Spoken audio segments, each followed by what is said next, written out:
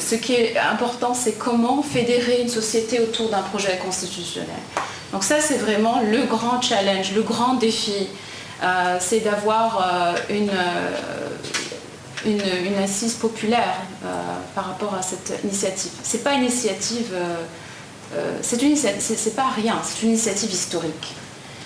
Et donc, il faut bien mettre ça en tête. Et pour nous, les Tunisiens, en tout cas les députés de la Constituante, ça nous a pris beaucoup de temps pour bien comprendre que c'était un processus historique et qu'il fallait se projeter des décennies vers le futur.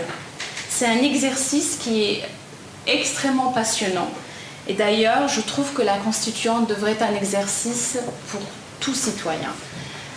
Parce que ça vous transforme. Et c'est ça l'erreur de la Tunisie, je vais vous dire. Il y a eu des bonnes choses en Tunisie, il y a eu des choses qui ont été ratées. Au niveau de la Tunisie, moi je trouve que c'était extraordinaire. Tout de suite après la Révolution, il y a eu une organisation plutôt incroyable. Il y avait une organisation décentralisée où il y avait des comités dans chaque quartier. Et chacun, tout d'un coup, était politisé, il commençait à avoir des idées, et chacun en fait partageait. Et l'erreur qu'on a faite, c'était de tout centraliser dans un truc très bureaucratique qui s'appelle la grande instance pour la protection de la révolution et la transition démocratique et pour l'honneur des martyrs. C'est une grande instance, mais qui était nécessaire parce que quand on a des comités régionaux ou locaux, c'est difficile d'organiser. C'était nécessaire, mais le problème en Tunisie, c'est que ça a supprimé l'organisation locale, plus ou moins. La plateforme de Jean-Luc Mélenchon, je trouve que ce serait insuffisant s'il convoque et il mène sa campagne en disant « Moi, si vous m'élisez, je vais convoquer une Assemblée nationale ». Est-ce que c'est les électeurs de Jean-Luc Mélenchon ou est-ce que c'est un grand mouvement français, un grand mouvement qui a été créé parce que les gens se rendent compte que c'est plus possible maintenant, on vit vraiment c'est plus une démocratie. Vous avez les médias qui disent voilà, c'est une démocratie, et cette idée, parce que maintenant on parle de démocratie sans vraiment, la démocratie c'est le pouvoir au peuple. Si le peuple n'a plus du tout aucun poids, et on lui dit juste tous les 5 ans de venir lui voter, donc les médias en France, c'est comme en Tunisie, ils appartiennent à des entreprises. Donc il ne faut pas croire qu'ils vont être très gentils et on va dire, ils vont être pas très critiques. Ils vont être critiques, voilà. J'essaie de trouver mes mots en français.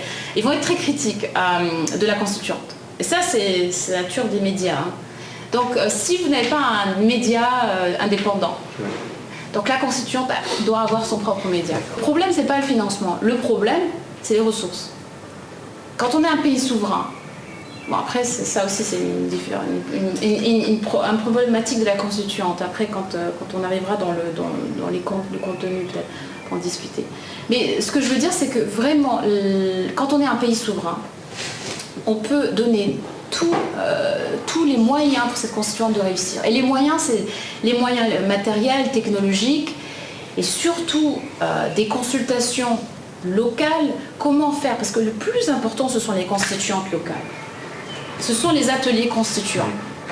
Les ateliers constituants, c'est primordial. D'ailleurs, ça a déjà commencé, ça fait des années qu'il y a des ateliers constituants. Ça, c'est quelque chose de magnifique. Il faudrait essayer de fédérer ces gens qui, depuis des années, déjà apprennent à écrire leur constitution. Que ça prenne du temps, puisqu'on a une transition qui continue la gestion des affaires courantes et qui vous pouvez garder un Sénat, une Chambre, c'est pareil. Il y aura des choses qui vont revenir. Il ne faut pas s'étonner qu'il y ait peut-être des choses qui reviennent de la Seconde Guerre mondiale.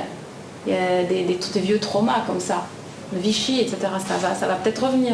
Des choses où l'historien Guillemin, dont il parle de la Révolution française, qui a été glorifiée, etc. Mais au final, toutes les armes du peuple ont été enlevées, et puis on a mis les banquiers, on a mis les gens riches. Donc, des choses, ça peut revenir, hein, mais c'est pas mauvais, c'est très bien. C'est un article que j'ai défendu, la souveraineté alimentaire, mais il n'est pas passé, c'est un peu dommage, mais on a passé beaucoup de très bons articles. L'article 10 qui dit que l'État peut donner priorité à l'économie nationale.